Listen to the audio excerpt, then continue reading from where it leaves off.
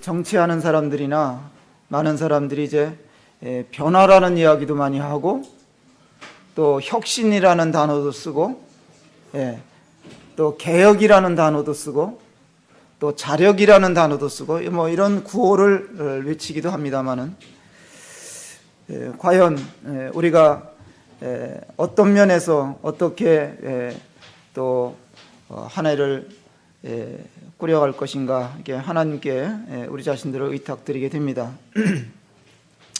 세계적으로 유명한 이 호텔이 하나 있는데요. 홀리데이인 호텔이라고 있습니다. 그 호텔의 이제 초대 회장이 클라머라는 분인데 그분이 늘 이렇게 하나님의 신실한 약속을 의지하고 사는 그런 분이었다고 합니다. 그런 충실한 분이 이제 이 호텔의 경영자로서 초대 경영자로서 이렇게 해나가는데 호텔이 이제 그 생각대로 잘 안 되는 거예요. 경영난에 빠졌습니다. 그러니까 이 주변에 있는 분들이 수입 증진을 위해서 우리 호텔에 도박장을 이렇게 설치를 해야 된다 하는 제안들을 하는 거예요. 그러나 그는 나는 우리 호텔만큼은 도박장을 설치할 수 없다. 뭐 미국에 가면은 웬만한 호텔들에게는 다 카지노가 있거든요. 그래서 저도 뭐 여행 가서 이렇게 보면은 1층에 들어가면 카지노예요. 그럼 호텔에 올라가려면은 그를 거쳐서 호텔에 올라가도록 이렇게 해놨단 말이에요. 그러니까 사람들이 이제 그런데 들어와서는 이제 돈을 쓰게 돼 있는 것이죠. 그러나 이분은 클라머라는 이 회장님은 그런 압력에도 불구하고 일체 거절을 했습니다. 그리고 만약에 더 여러분들이 그것을 요구한다면 나는 이 회장직을 그만두겠다. 그렇게까지 했기 때문에 오늘날까지 이 홀리데이인 호텔만큼은 세계 어디를 가도 도박장이 없다는 거예요. 어쩌면 올해도 우리는 영적으로 매우 이런 어려운 해가 될 수 있다. 그런 생각을 제가 잠시 해봤습니다. 왜 그러냐면 우리가 복음을 계속 전하고 있는데 점점 사람들의 관심이 떨어지는 거예요. 그래서 어떤 분들은 이런 생각을 할 수 있을는지도 모르겠습니다. 우리도 뭔가 변화를 줘야 되지 않느냐. 뭐 혁신까지는 아니더라도 그래서 새로운 뭐 이벤트를 마련한다든지 말이죠. 새로운 프로그램을 도입해야 된다든지 말이죠. 이런저런 이제 세상의 어떤 그런 경영 방식이라든지 또 부흥 방식이라든지 이런 것들을 고려해야 된다는 유혹을 받을 수도 있다.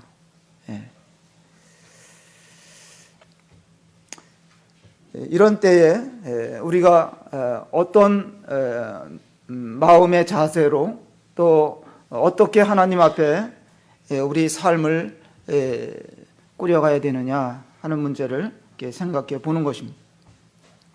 이제 제가 이 어부들의 생활을 잠시 들여다봤어요.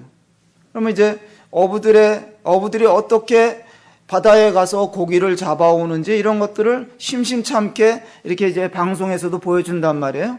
그러면 이 어부들은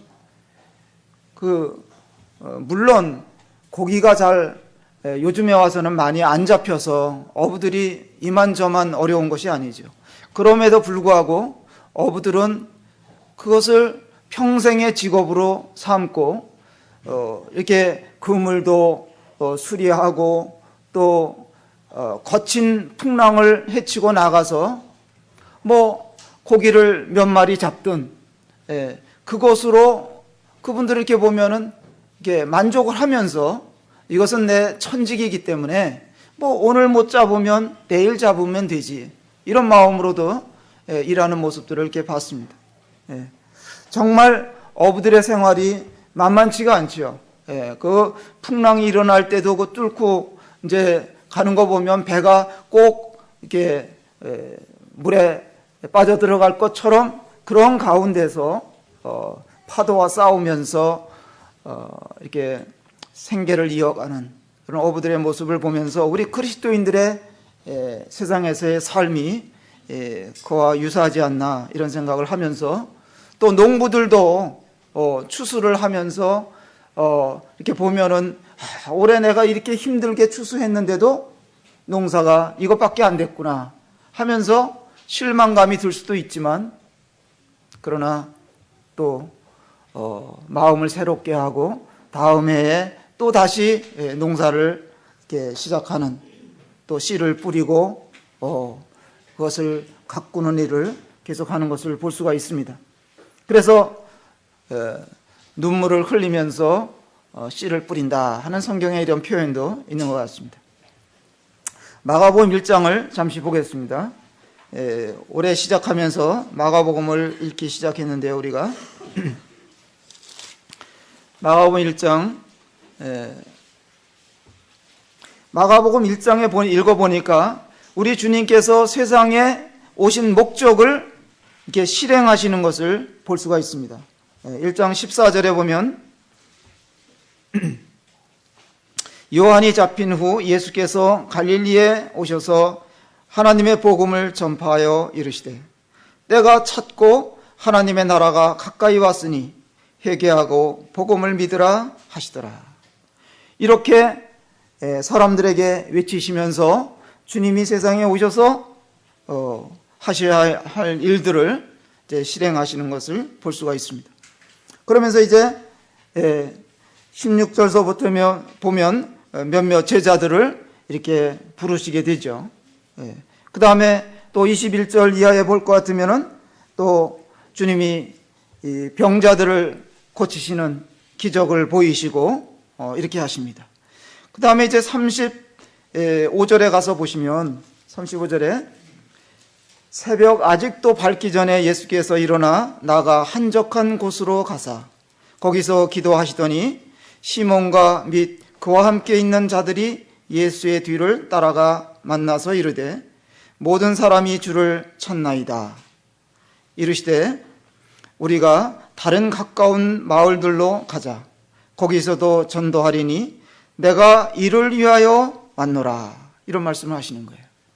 예수님이 세상에 오신 이유에 대해서 분명하게 말씀하시면서 주님은 또 그 일을 이렇게 실행하고 계신 것을 볼 수가 있습니다. 내가 이를 위하여 왔다. 우리도 주님이 보이신 대로, 주님이 행하신 대로 우리들도 이 일을 위해서 함께 올해도 힘을 모아서 나가야 되지 않나. 많은 영혼들이 얻어지든 그렇지 않든 우리의 일은 복음을 전하는 일이고 씨를 뿌리는, 영적인 씨를, 복음의 씨를 뿌리는 일을 우리가 해야 하는 것입니다. 그래서 올해 우리 주제를 주보에 있는 대로 이렇게 정했잖아요. 복음에 합당한 생활에 대해서 이렇게 표현을 정했습니다. 빌립보서 1장을 열어보시겠습니다. 빌립보서 1장 27절.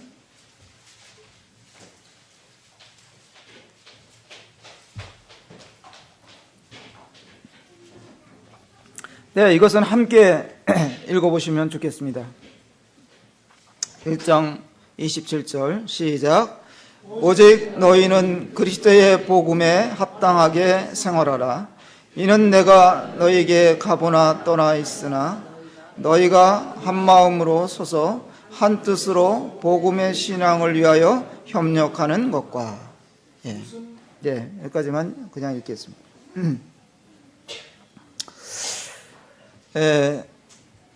어떤 일이든지 일이라는 것은 그냥 적당히 할 수 있는 것이 없는 것 같습니다. 어떤 일이든지 이런 과정이 있는 것이고 또 준비가 있는 것이고 또 신실해야 하는 것이라는 것입니다. 이 교회가 이 땅에 세워지고 처음 기초를 놓던 시기에 그때 당시에 그리스도인들은 정말 고난과 또 위험을 당해야만 했고 어려움들을 겪지 않은 성도들이 없었던 것 같습니다. 초대교회 성도들은 오늘날 우리와 같이 이런 삶이 아니라 전혀 다른 그런 삶을 살아야 했던 것 같습니다. 세상의 저항을 받아야 했고 복음을 전하려 치면은 그냥 그 반대하는 세력들이 가만히 있지 않았습니다.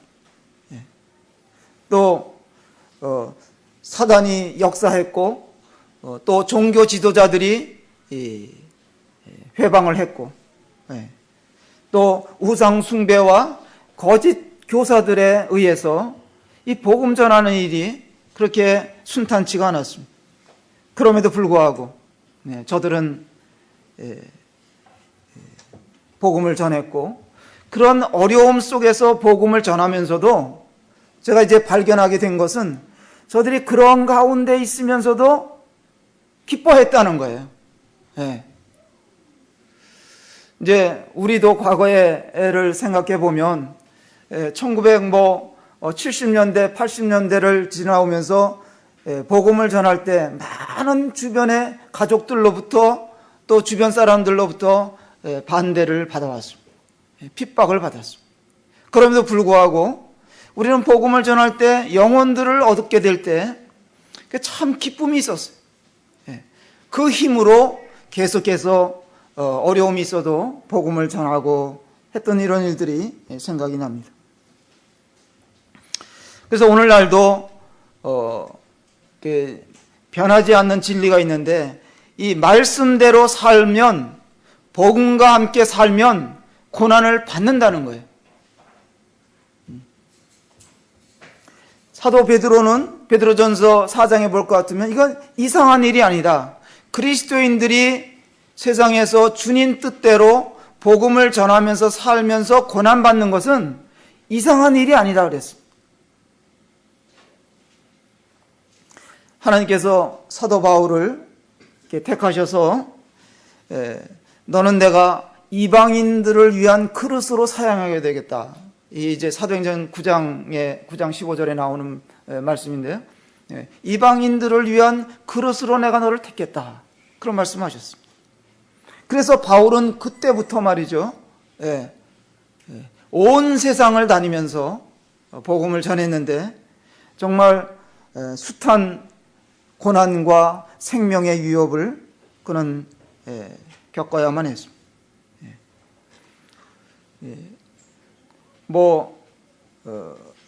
말이 전도 여행이지 그 전도 여행에 목숨을 던져야만 했던. 그래서 그럼에도 불구하고 사도 바울은 그렇게 어려운 상황에서도 복음을 전하면서 그가 고백하는 말을 들으면 이 빌립보서에서 보면 내가 기뻐한다. 내가 기뻐하니까 너희도 기뻐하라. 그런 말을 했어요. 지금 사도 바울은 이 빌립보서 말씀을 보면 어디에 있습니까? 그런 감옥에 있는 거예요. 복음 전하다가 감옥에 갇혔어요. 그럼에도 불구하고 내가 기뻐한다. 그러니 너희도 기뻐하라.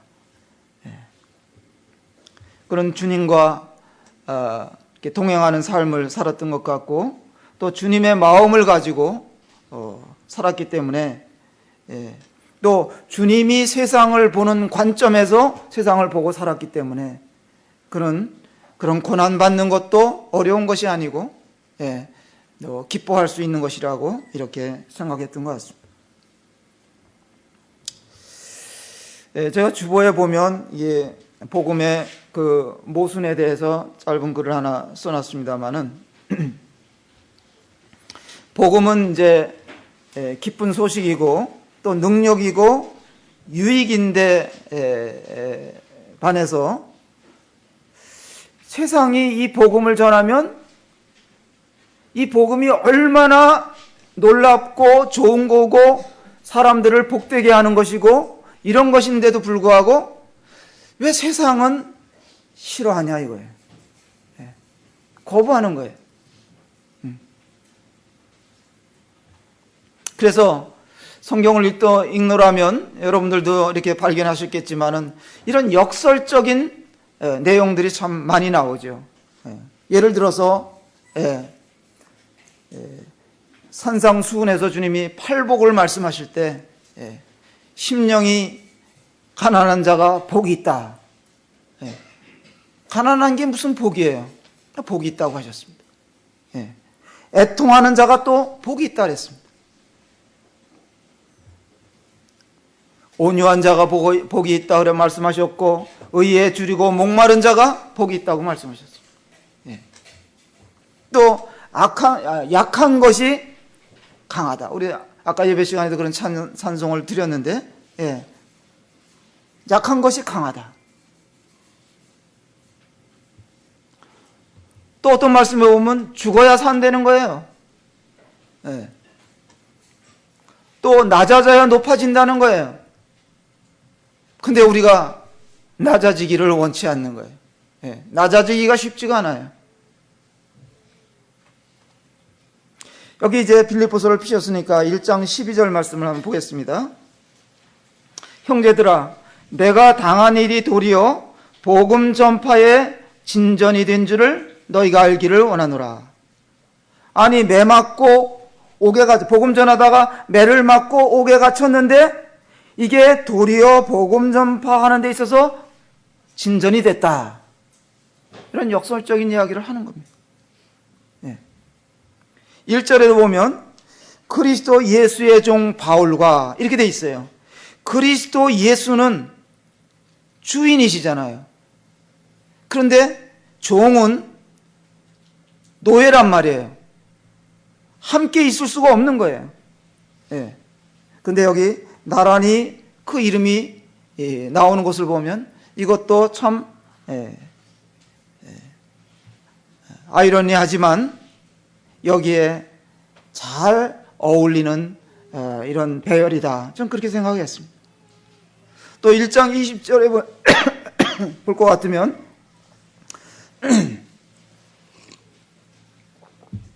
1장 20절에 나의 간절한 기대와 소망을 따라 아무 일에든지 부끄러워하지 아니하고 지금도 전과 같이 온전히 담대하여 살든지 죽든지 내 몸에서 그리스도가 존귀하게 되게 하려 하나니 이는 내게 사는 것이 그리스도니 죽는 것도 유익함이라.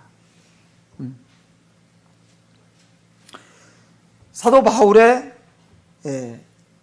간절한 기대와 소망이 뭐냐? 그런 말하기를 나는 옥에 있든지 또 나가든지 여기서 죽든지 뭐 어떻게 되더라도 복음이 전해진다면 나도 이게 좋다. 난 이걸로 기뻐한다. 그 얘기거든요.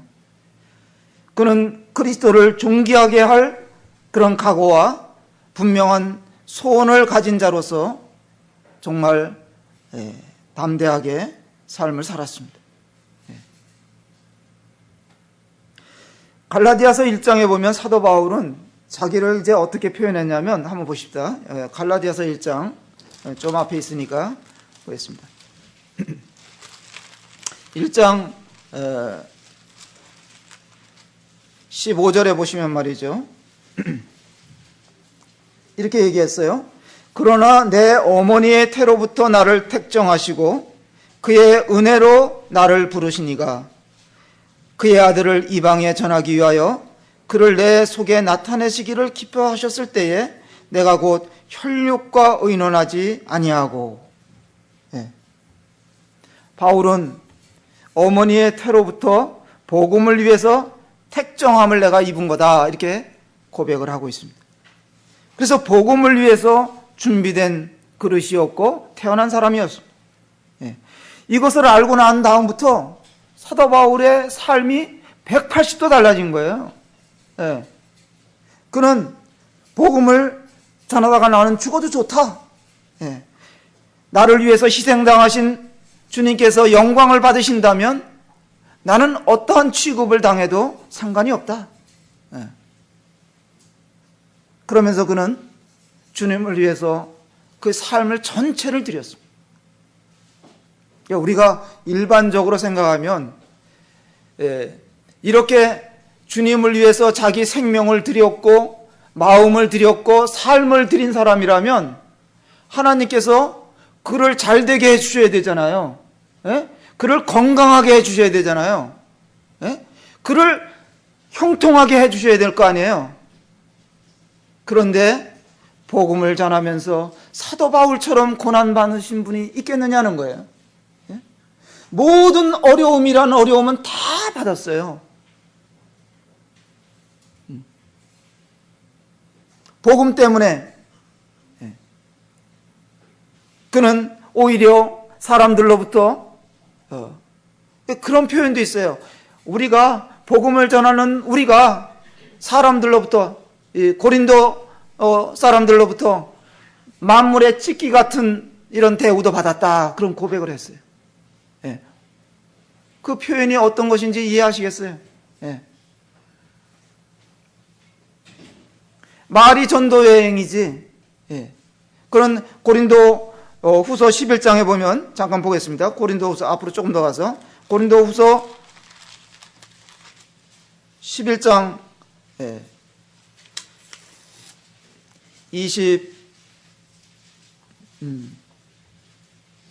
23절부터 보면 그들이 그리스도의 일꾼이냐 정신없는 말을 하거니와 나는 더욱 그러하도다. 내가 수고를 넘치도록 하고 옥에 갇히기도 더 많이 하고 매도 수없이 맞고 여러 번 죽을 뻔하였으니 유대인들에게 40에서 하나 감한매를 5번 맞았으며 3번 태장으로 맞고 1번 돌로 맞고 3번 파손하고 일주야를 깊은 바다에서 지냈으며 여러 번 여행하면서 강의 위험과 강도의 위험과 동족의 위험과 이방인의 위험과 시내의 위험과 광야의 위험과 바다의 위험과 거짓 형제 중에 위험을 당하고 또 수고하며 애쓰고 여러 번 자지 못하고 줄이며 목마르고 여러 번 굶고 춥고 헐벗었노라.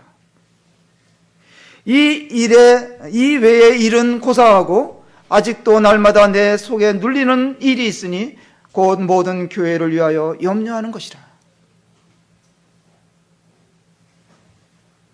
제가 주님 앞에 기도하는 것이 한 가지가 있어요. 그게 뭐냐면 주님, 저희 춘천 모임을 위해서 많은 일꾼들을 세워주십시오. 근데 그 중에 제가 특별히 기도하는 거는 모임에 제가 생각할 때는 교사들은 참 많아요. 많다고 생각해요. 주님, 저희 모임을 위해서 목자를 일으켜 주십시오. 이게 제 기도예요. 목자가 필요한 거예요. 양들을 위해서 희생할 수 있는, 주님의 양도를 챙길 수 있는 이런 목자의 심정을 가진 자를 일으켜달라. 이렇게 기도하고 있습니다.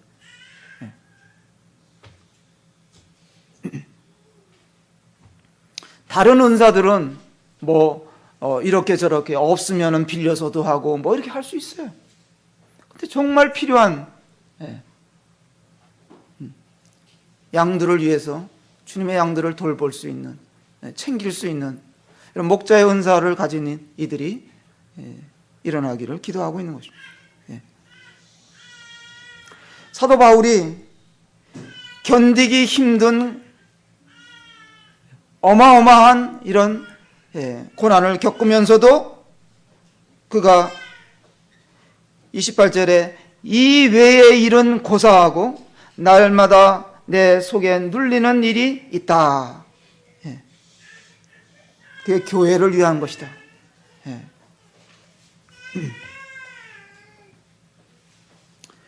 그래서 사도 바울이 견디기 힘든 고난이 정말 가득했지만 그러나 오히려 그는 그런 것들이 다 복음의 진보가 됐기 때문에 문제가 되지 않는다. 그렇게 얘기한 거예요. 이렇게 되면 믿음이 연약한 사람들은 다 쓰러져요. 주님을 위해서 내가 이렇게 살았는데, 이런 고난을 당했는데, 그러면서 왜 하나님은, 주님은 내가 어려울 때 모른 척 하십니까? 그런 시험에 들 수가 있는 거예요. 주님이 살아계시다면 도대체 왜 이런 일이 우리 집안에 일어나고 나한테 일어납니까?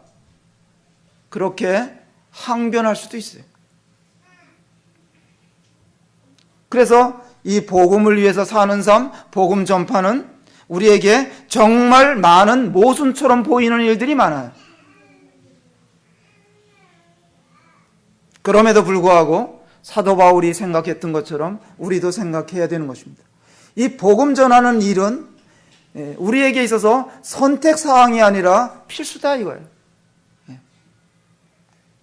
복음 때문에 내가 이 많은 하늘의 신령한 복을 얻게 된 자가 아닙니까? 주님의 생명을 내가 받은 자가 아닙니까? 그렇기 때문에 복음은 우리 평생에 우리의 사명이다. 그 말씀을 들을 수 있습니다. 또 말씀드리고 싶은 것은 이 복음을 위해서 우리가 복음에 합당한 생활을 하려면 이 복음은 순전히 이타심에서 하는 거예요. 이기심 갖고 되는 거 아닙니다. 나는 중요하지 않다는 거예요. 이타심을 가진 자는. 영혼들이 구원을 받을 수 있다면 나는 심지어 희생을 당해도 좋다. 복음은 주님만이 드러나시고 주님만이 중요하시기 때문에 전하는 자들이 기뻐할 수 있는 것입니다. 다시 빌립보서 1장에 가서 보십시다. 사도 바울의 고백을 좀 더 보시면 빌립보서 1장 18절 말씀 보시면 이런 말을 해요.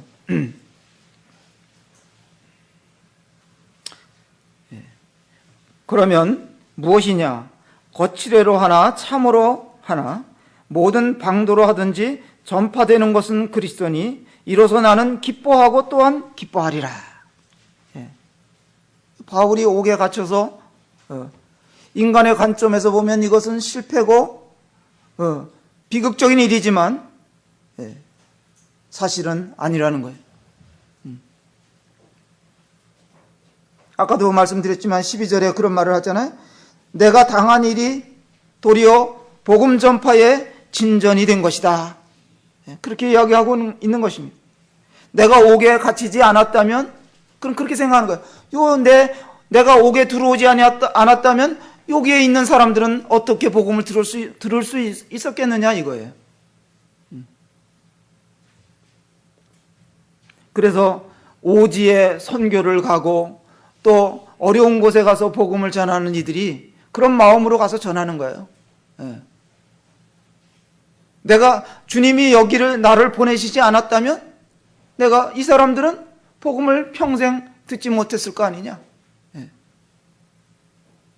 제가 그것을 절실히 느낀 것이 몽골 가서 느낀 거예요. 몽골 가서 저 운드루왕이라는 그 울란바토르에서 10시간 정도, 그 당시엔 10시간, 지금은 7시간이면 가겠지만 10시간 떨어진 도시에 가서 주님의 종이 가서 복음을 전했어요. 그러고 나니까 거기에 믿는 자들이 생긴 거예요. 또 유목민 가족들이 많이 주님께로 돌아온 거예요. 우리가 가서 집회를 하는데 한 자매가 어디서 왔냐 그러니까 2시간 거리에서 말 타고 왔더라고요. 그들의 유목민이니까 이렇게 돌아다니면서 염소들을, 양들을 끌고 다니면서 먹이는 거예요. 그마치 멀리 가 있는 거예요. 근데 밤에 우리가 왔다 그러니까 말씀을 들으러 말 타고 온 거예요. 그리고 밤에 끝나니까 돌아간다는 거예요. 그런 가정들이 몇 가정이 있는 거예요. 그런 분들은 주님의 종이 거기 가서 복음을 전하지 못했더라면 평생에 복음 들을 수 있는 기회가 없는 거 아니겠습니까? 14절에 보면 형제 중 다수가 나의 매임으로 말미암아 주 안에서 신뢰함으로 겁없이 하나님의 말씀을 더욱 담대히 전하게 되었느니라. 이게 사람들에게, 다른 형제들에게 동기를 유발시켜 줬잖아요. 우리 형제 바울이 복음을 전하다 옥에 갇혔다 이거예요. 나도 전해야 되지 않느냐 이거. 나도 전해야 되지 않느냐. 그래서 너도 나도 담대함을 얻어가지고 복음을 전하고 나갔던 거예요.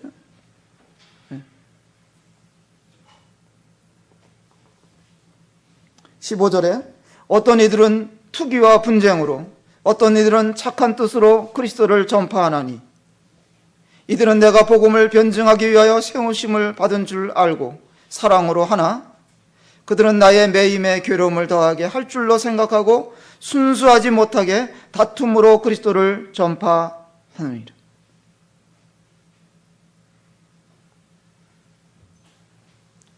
사람들의 동기가 한결같지는 않지요. 어떤 사람들은 우리 형제 바울이 옥에 갇혔으니까 나도 그냥 있을 수 없다. 그래서 나도 전하다가 옥에 갇혀도 좋다. 그런 마음으로 전했을 것이고, 전했다는 것이고, 또 어떤 사람들은 바울이 싫었어요. 마음에 시기심이 일어났어. 바울을 통해서 많은 역사가 하나님이 일하시니까 그게 싫었어. 그 바울이 자기들 곁에서 이렇게 제거가 되니까, 옥에 가서 하나님이 가둬버리시니까 좋다. 요참에 내가 좀 해보자. 그래갖고 나서서 막 전하는 소식을 들은 거예요. 그랬을 때 그 소식을 들을 때 바울의 마음이 어땠느냐? 좋다 이거야. 그렇게 전하든 저렇게 전하든 그리스도의 복음이 전해진다면 나는 기뻐하고 기뻐한다. 이 진정한 부르심을 받은 하나님의 그릇으로 쓰임을 받은 사도 바울의 모습입니다. 그런 자의 태도예요. 어떻게 해서라도 복음이 전해질 수 있다면 좋은 것이라고 그는 생각을 했습니다. 사실 복음은 여러 동기와 또 여러 경로를 통해서 전해지는 거예요. 이 복음이 꼭 우리 모임만을 통해서 전해진다. 우리는 그렇게 생각할 수가 없는 거예요. 하나님은 여러 방법으로 여러 사람들을 통해서 하나님의 마음이 오죽이나 바쁘면, 오죽이나 급하시면 별별 사람들을 다 동원하셔서 하나님은 이 복음이 세상에 전해지도록 역사하시는 겁니다. 다양한 길, 다양한 사람들을 사용하시는다는 것을 우리가 기억할 필요가 있습니다.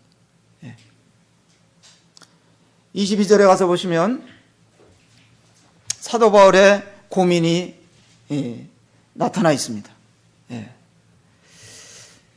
두 가지 사이에 끼었다 하는 말을 하는데 그것도 참 난 모순이라고 생각을 해요.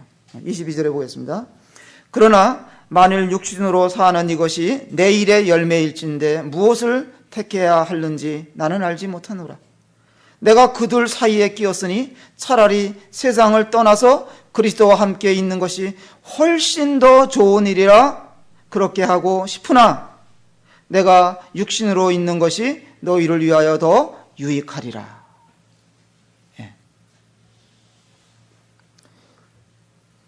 첫 번째로 이 땅에 계속 살면서 복음을 위한 수고와 일을 통해서 열매를 얻는 것이에요. 살아있으면 계속해서 복음을 전하며 사역을 할 수 있다는 거죠. 그러나 또 하나는 죽음은 우리 주 예수 그리스도와 영원히 함께 있는 것을 의미하는 것이잖아요. 바울은 이런 선택에 있어서 뭐라고 대답했습니까? 모르겠다 그랬어요. 나 어떤 게 좋은지 모르겠다는 거예요. 일단 주님과 함께 있는 것이 좋다는 생각을 할 때 그게 마음이 싹 쏠렸어요. 솔깃했어요. 그러나 성도들을 생각하면 또 아닌 것 같은 거예요. 무엇이 유익인지 모르겠다는 거예요.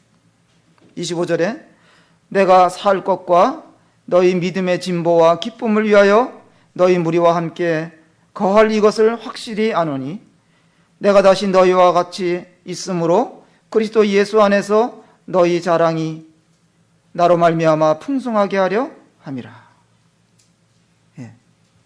바울은 자기보다는 다른 사람들의 필요를 먼저 생각하는 마음을 가졌습니다.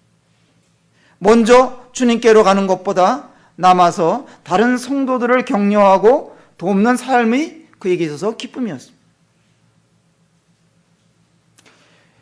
여기 계신 성도님들에게 여쭤보겠습니다. 먼저 주님 앞에 가서 주님과 함께 사는 것이 좋으시겠어요? 여기 남아서 사는 게 좋으시겠어요? 남아서 사시는 게 좋으셔요. 아니, 저기가 훨씬 더 좋아요. 그럴 때는 잘 모르겠습니다 그러셔야 되는 거예요. 예, 예. 남는 것이 좋은 건지 먼저 가는 것이 좋은 건지 우리 잘 모르잖아요. 이게 참 모순이에요. 한 마음으로는 빨리 가고 싶기도 하고 한 마음으로는 여기 남아 있어. 그러니까 여기 남아 계신다면 남아 있는 것 자체만으로도 우리들에게 기쁨이 될 수 있어요. 다른 성도들에게 위로가 될 수가 있어요. 힘이 될 수가 있어요. 에이, 나는 뭐 하는 것도 없는데. 그렇지 않아요. 그리고 여러분들이 살아가면서 복음에 합당하게 생활을 해야 된다면 저는 이런 생각도 잠시 어제 저녁에 자리에 누워서 생각해 봤어요. 내가 만약에 뭐 별 거동도 잘 못하고 할 일이 별로 없다면 그러면 그럼에도 불구하고 내가 복음에 합당한 삶을 살 수 있을까? 가만히 생각해보니까 할 수 있더라고요. 어떻게 할 수 있느냐? 자식들에게 한마디라도 해줄 수 있다면 그게 복음에 합당한 생활이에요. 형제자매님들 이제 돌아가시게 될 때 유언이라도 생각해 놓고 사세요. 그러면 내가 이제 딱 주님이 부르실 시간이 됐을 때 마지막에 남겨놓고 가야 할 말이 있잖아요. 그러면 안 믿는 가족들, 자식들이나 또 친척들이나 날 찾아왔을 때 내가 한마디 해야 되는 거예요. 너도 예수님 믿어야 된다. 응? 너도 예수님 믿고 하늘나라에 와야 된다. 그런 말이라도 해주면 이게 합당한 거예요. 입 딱 닫고 가실 생각하지 마세요. 마지막 순간이라도 내가 말할 수 있으면 한마디라도 해주고 가야 돼. 그러면요, 사람들이 그런 마지막 말은 더 심각하게 받아들이는 경우가 많습니다. 그 일을 위해서 여러분들이 사셔야 되는 거고 남아 있으신 거예요. 성경을 오늘도 이제 여러분들이 창세기를 보셨겠지만은 이제 아브라함에 대한 이야기를 쭉 읽었잖아요. 이제 아브라함에게 일어난 모순이 있더라고요. 성경의 인물들 중에 혹독한 시련과 시험을 당한 자들이 참 많죠. 여러 사람들이 있습니다. 대부분의 사람들은 마음속에 진정한 이런 꿈을 이루기 위해서 자기의 생을 정말 불태우잖아요. 그리고 특별히 이제 사람들은 이제 행복하기를 원하는 거예요. 지난달 말과 새해 첫날에 제 전화기에 계속 카톡들이 울리는 거예요. 무슨 카톡들이겠어요? 새해 복 많이 받으라고. 새해 복 많이 받으라고 여기저기서 그냥 사방에서 이런 카톡들이 오는 거예요. 이게 사람들 마음에는 올해도 복 받았으면 좋겠다. 그런 열망들이 있는 거죠. 그러나 그대로 다 되느냐 이거죠. 근데 어떤 사람들은 과도한 열망 때문에 오히려 나중에 고통스러운 시간을 맞이하는 일들도 일어나더라 이런 얘기예요. 무슨 얘기냐면 어떤 부부가, 제가 아는 부부가 계셨는데 자녀를 못 낳았어요. 그러니까 그 오빠의 아들을 어려서 그 오빠는 자녀가 5이나 있어. 그 많으니까 너 하나 가져라 그리고 준 거예요. 그러니까 이제 입양을 한 거죠. 어려서 입양을 한 거예요. 그러니까 이 부부가 말이죠, 이 아이를 어떻게 키웠느냐, 가슴 아픈 이야기예요. 이 아이를 정말 열망을 가지고 키웠어요. 이 아이가 잘 되기를 원했고, 이 아이가 영적으로 정말 잘 자라주기를 바랬고, 그래서 그들은 모든 관심을 이 아이에게 다 쏟았어요. 그리고 통제하고 제재하고, 막 이 아이가 제가 이름은 밝히지 않겠지만은 뭘 좀 하려고 하려면 엄마가 걔 이름을 부르는 거예요. 그럼 움찔하고, 뭐 조그만 일만 있어도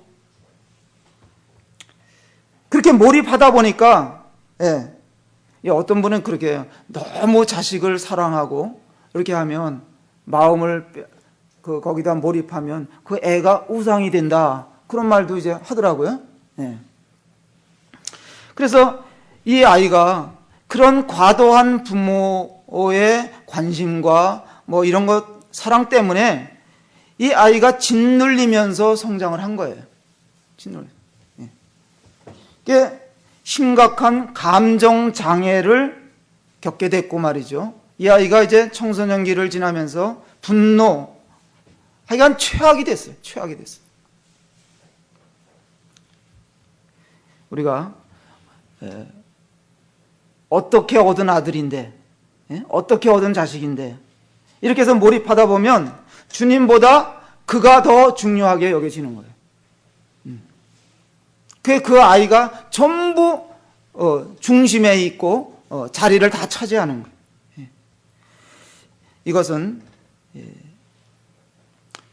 자식을 지나치게 사랑한 것이 아니라 아이에 비해서 하나님 사랑이 좀 부족했던 거다, 뭐 이렇게도 이해할 수 있습니다. 그런 인물이 누구였냐면 아브라함이었어요. 아브라함이었어요. 그도 간절히 자신의 이름을 물려줄 아들을 이렇게 바랬던 것이죠. 근데 어마어마한 하나님의 약속을 그가 또 받았죠. 내가 정말 충심으로 내게 순종하면 너와 내 자손에게 이 모든 나라와 땅을 주겠다, 약속을 하셨어요. 그래서 그것을 이루기 위해서 아브라함이 이제 길을 떠나야 했습니다. 친숙한 고향에 있는 모든 것들을 다 뒤로 하고 떠났습니다. 히브리서 11장에 와서 보면 그는 갈 바를 알지 못하고 길을 갔다, 그렇게 표현되어 있습니다. 그는 순종하여서 떠나라는 명령을 받고 지시대로 갔던 것입니다. 주님 어디로 가야 됩니까? 갈 곳이 어디입니까? 묻지도 않았던 것 같아요. 그냥 갔어요. 다른 이전에 있었던 그의 모든 희망을 다 버렸지만은 또 새로운 희망을 하나님께서 주셨죠. 그래서 약속은 이제 하나님이 이제 분명히 내 자손을 통해서 수많은 별과 같이 많은 자손을 주겠다, 약속을 해주셨어요. 그런데 이 약속을 받았지만은 이미 그들은 세월이 흘러가면 갈수록 이제 그의 아내는 생물학적으로 자식을 생산할 수가 없는 단계가 됐고, 90이 됐고, 그 다음에 이제 아브라함 100세가 됐을 때 하나님께서 그 약속을 이루어 주셨어요. 아들을 주신 거예요. 아들의 이름이 뭐예요? 이삭이에요. 이삭의 이름의 뜻이 뭡니까? 웃음이. 얼마나 기뻤겠어요. 그 아이를 얻고 나서 그냥 온 마음이 거기에 그냥 폭 빠졌어요. 최곤창 형제처럼 시야 때문에 빠진 것처럼 폭 빠졌어요. 그래서 물론 그동안 자식을 약속을 받았지만은 자식이 없는 가운데서 그 장구한 세월을 지나는 동안 그는 많은 어려움을 겪은 것, 이루 말할 수 없을 것입니다. 예. 그렇게 바라던 그것이 현실이 됐어요. 예. 마침내 아들을 얻었고 그러면 영원한 행복이 따라올 것처럼 생각이 됐지만 우리는 그것이 아니라는 것을 알고 있어요. 예. 이 12장서부터 창세기 12장서부터 쭉 21장까지 가면서 보면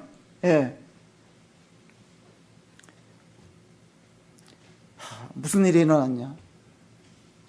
이 이삭이 그냥 장대같이 컸는데 하나님이 내놓으라는 거예요. 내놓으라는 거예요. 네 아들 이거 달라. 이삭을 그냥 달라 그러지 않고 창세기 22장에 가서 보니까 내 사랑하는 독자 이렇게 붙였어요. 내 사랑하는 독자 이삭을 번제로 달라 이렇게 하신 거예요. 왜? 왜 하나님이 뭐 심술꾼이에요? 네. 무엇을 하나님보다 더 사랑하면 그것을 내 곁에서 옮겨 놓으실 수도 있다 하는 생각을 할 수도 있는 것입니다. 하나님은 그의 삶을 보신 거예요. 그는 이전에 하나님 말씀에서 인생의 의미를 찾았으나 지금은 이삭이 생기고 나서부터는 이제 이삭의 행복과 또 사랑의 의지에서 살아가는 모습을 하나님 앞에 보였던 것 같습니다. 노년 인생에서 아들이 하나 생겼으니까 모든 중심이 거기에 됐던 것 같아요. 그래서 하나님은 시험해 보고자 하신 거예요.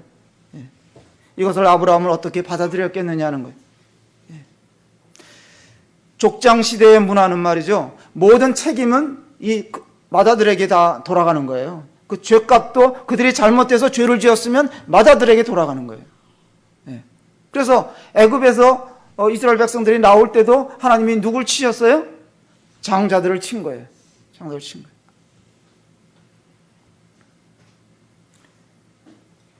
아브라함이 하나님께서 네 아들을 달라 그럴 때 이 자리에서 아들을 쳐 죽이라 그게 아니에요. 3일 길을 가서 모리아 산에 올라가서 거기에 제단을 쌓고 네 아들을 번제로 바치라 이거예요. 아브라함 생각할 때 하나님 이거는 모순입니다. 그럴 수 없습니다. 이렇게 하지 않았어요. 그건 다 이해할 수 없었지만은 하나님의 은혜를 생각하고 이행하러 갔습니다. 욥도 그랬어요. 아브라함뿐만 아니라 욥도 자기가 왜 혹독한 벌을 받아야 되는지 이해할 수가 없었어요. 또 주변에 비난도 있었어요. 그러나 그는 순응을 했습니다. 내가 가는 길을 그가 아시나니 그가 나를 단련하신 후에 내가 정금같이 나오리라. 욥기 23장 10절에 나와 있죠.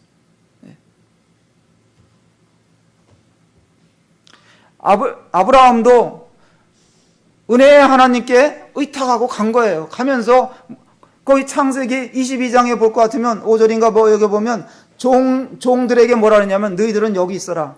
내가 아들과 함께 저기 가서 하나님께 제사를 드리고 다시 오겠다 그렇게 얘기했어요.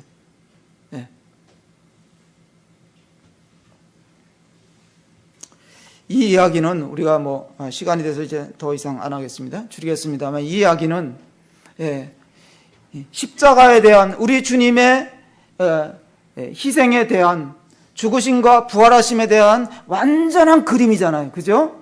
숨은 그림이에요.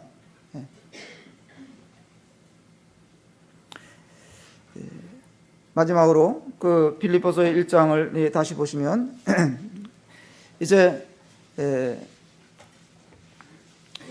하나님은 이삭이 죽기 직전에 이제 멈추게 하셨잖아요. 내가 이제 네 마음을 알겠다. 시험하셨지만은 그 시험에 통과를 한 거예요.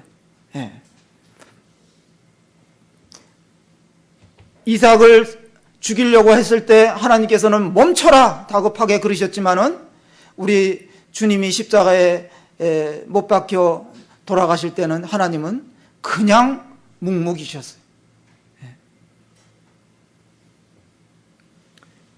그리고 이제 빌립보서 1장 27절에 보면 오직 너희는 그리스도의 복음에 합당하게 생활하라는 말씀을 오늘 우리가 이렇게 받게 되는 것입니다. 복음에 합당한 생활을 한다는 것은 주님 중심의 생활을 한다는 것이죠. 예. 모든 것의 중심은 주님이요, 말씀이요, 그런 것이잖아요. 다른 것이 그 자리에 끼어들 수가 없어요. 예. 아무리 내 자식이 이뻐도 그 자리에 갖다 놓을 수가 없어요. 예.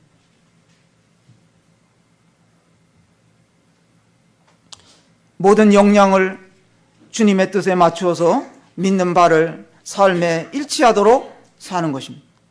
예. 복음을 전하는 일은 우리 삶의 최대 사명이죠. 근데 그 말씀 다음에 쭉 제가 읽어보니까 2장 4절까지의 말씀을 보면은, 예, 한 마음으로 서서 한 뜻으로 이런 말씀들이 나오는 거예요. 예. 하나됨에 대한 말씀, 예. 우리가 영적인 이런 싸움을 해서 이기기 위해서는 하나가 되어야 된다. 예. 교제 가운데서 우리가 하나 되어야 되겠고, 사랑 가운데서 하나 되어야 되겠고, 예. 이게 중요합니다. 그래서 복음을 위해서 내가 있다고 매일매일 생각하면서 사는 거예요. 예. 직접 전하는 일일 수도 있고, 간접적인 전도일 수도 있고, 기도하는 일로 복음 전하는 일에 동역할 수도 있고, 물질을 드림으로써 동역하는 일을 할 수도 있고, 여러 가지 방법이 있는 거예요. 그리고 어떤 것도 주님의 자리에 갖다 놓지 않는다. 이것을 늘 생각해야 되는 거예요. 하나님보다 더 사랑하는 것을 없애야 된다. 예. 그것이 물질이든 돈이든 사람이든 말이죠. 거기 갖다 놓을 수 없다. 예. 복음을 위해 여기 보니까 한 마음과 또 한 뜻으로 합하라 그랬고, 다툼이나 허영을 경계하라고 말씀하시잖아요. 예. 겸손한 마음으로 살면 잘 될 것입니다. 예. 허영이라는 것은 착각하는 거예요. 예. 이것은 자만인 거예요. 예. 자신이 대단한 존재로 오해해가지고 의시되는 거예요. 사람들 앞에 자기를 내세우는 것, 이런 것은 합당하지가 않다는 것이죠. 이런 것을 생각하면서 한 해를 이렇게 살아갈 수 있게 되기를 바라겠습니다. 예, 기도하겠습니다. 아버지 하나님 감사합니다. 오늘 또 한 해를 맞이하면서 우리가 어떻게 무엇을 위해서 무엇을 중시하면서 살아야 되는지를 다 같이 생각해 볼 수 있는 말씀을 주셔서 감사를 드립니다. 복음에 합당하게 또 교회를 위해서, 주님의 몸된 교회를 위해서 우리 자신들을 기꺼이 드릴 수 있는 그런 삶이 이어질 수 있도록 도와주시기를 원하옵나이다. 이 모든 말씀 예수님 이름으로 감사하며 기도합나이다. 아멘. 네, 그룹교제